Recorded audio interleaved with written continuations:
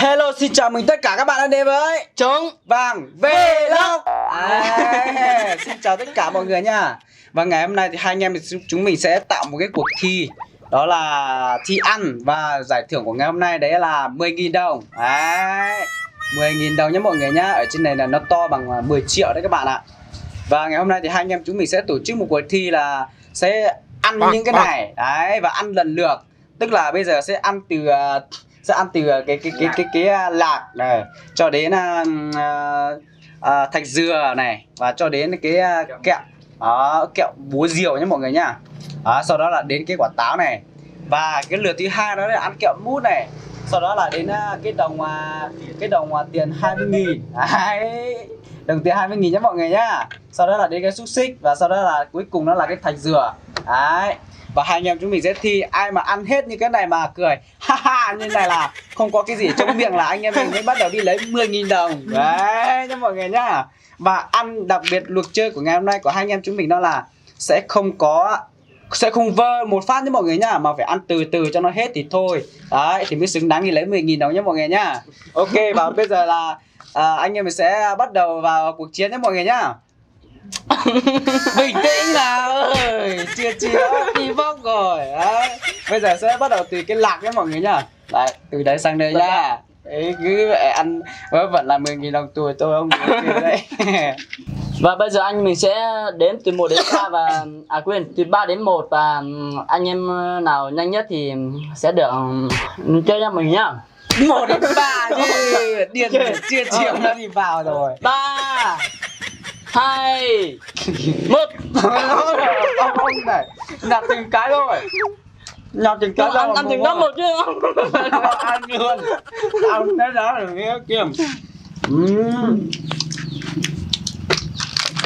Chết trời.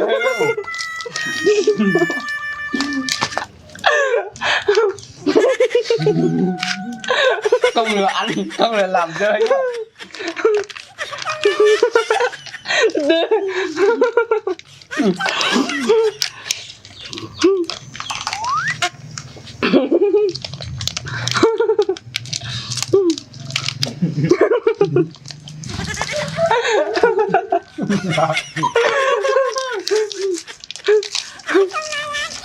Anh em của bố mình tình cho mình nhé mọi người nhá. Mình chiến thắng chắc rồi mọi người ạ.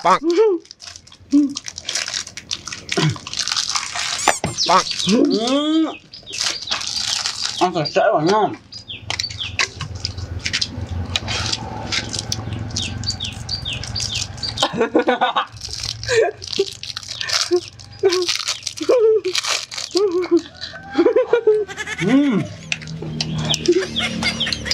Đây, mình chắc chắn là người thắng cuộc.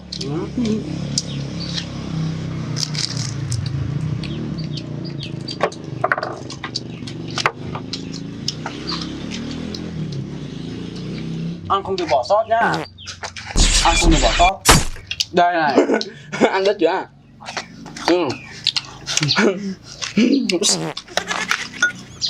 Bạn chắc chắn thua rồi. Nhường lại cho mình 10.000 đồng đi. Các bạn ạ. Mình chắc là người chiến thắng các bạn nhá. Các bạn hãy ủng hộ cổ vũ cho mình nhá. Ủng hộ cho mình nhá. Ăn sạch vào.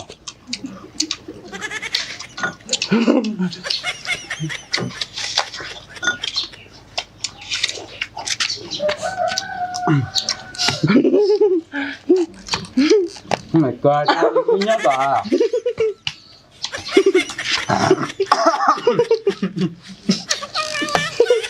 Anh em ạ, mình nhìn đồng chắc chắn chùa mình nhá mọi người nhá.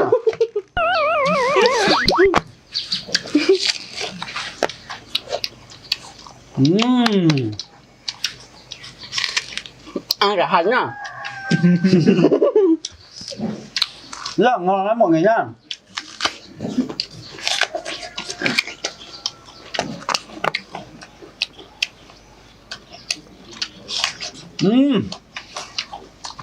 Rất là đẳng cấp luôn.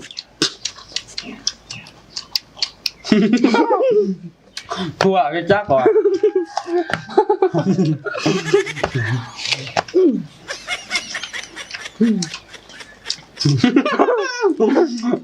Người cô cuộc. Người cô cuộc. Phần thưởng chỉ dành cho những người thắng cuộc.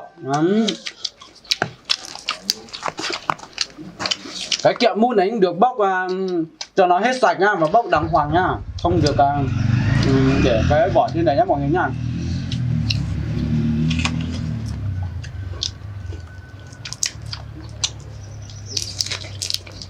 Ôi dồi ôi, sao ghét răng mọi người ạ.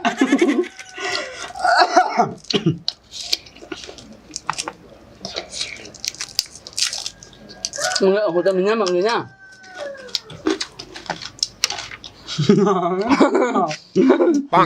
Hai phần thưởng dành cho những người thắng cuộc ấy. Đấy, và bây giờ mình đã đến đồng xu 20. Rất tuyệt vời mọi người ạ.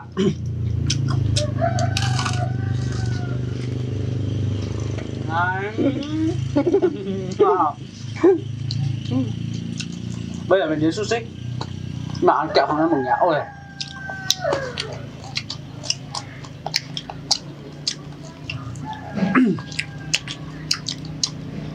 thua đi.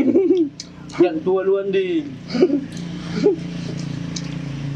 Người ta còn có mỗi một cái. 30 chưa phải là Tết mọi người nhá.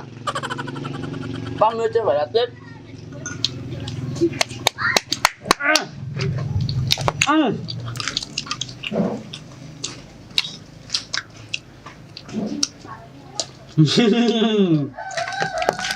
Đâu làm gì có cái chuyện đấy.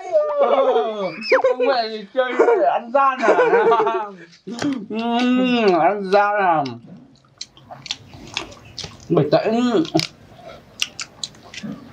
ăn hết chỗ bộ mới được đi lấy mà. Ông ngọ xuôi cái chắc.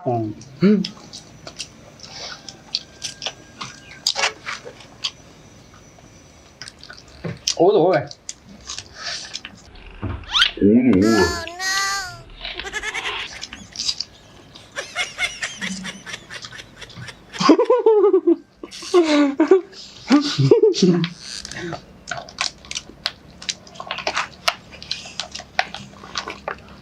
Ôi, cố lên em yêu, cố lên nhá.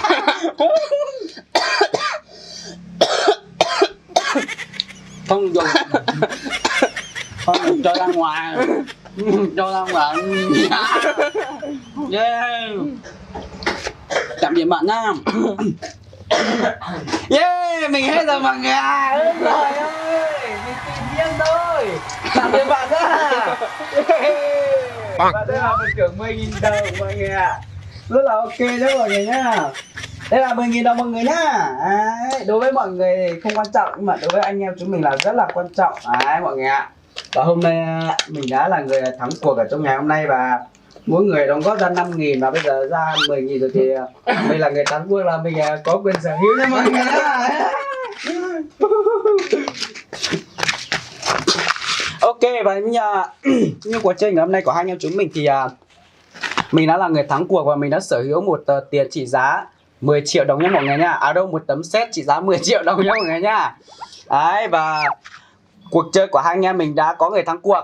Đấy, và các bạn thấy thích những cái cuộc chơi của hai anh em chúng mình thì các bạn đừng quên bấm like, đăng ký. Bây giờ còn sạc hay mọi người ạ. Bấm like, đăng ký này, chia sẻ video cho anh em chúng mình nhá. Và đồng thời là theo dõi hai anh em chúng mình nữa nhé mọi người nhá. Ok, và clip của hai anh em chúng mình sẽ kết thúc ở tại đây thôi. Và bạn có gì nói với khán giả không? Tại vì hôm nay mình rất là cố gắng rồi, nhưng mà tại mình nhường thôi nhá mọi người nhá. Nhường thôi. Ôi thua thì bảo thua, nhường cái gì mà nhường. Tại vì mình nhường cho nên là mọi người cứ nhìn như thế mà đánh giá nha. Thôi mình thắng cuộc là mình cứ cất đi đã.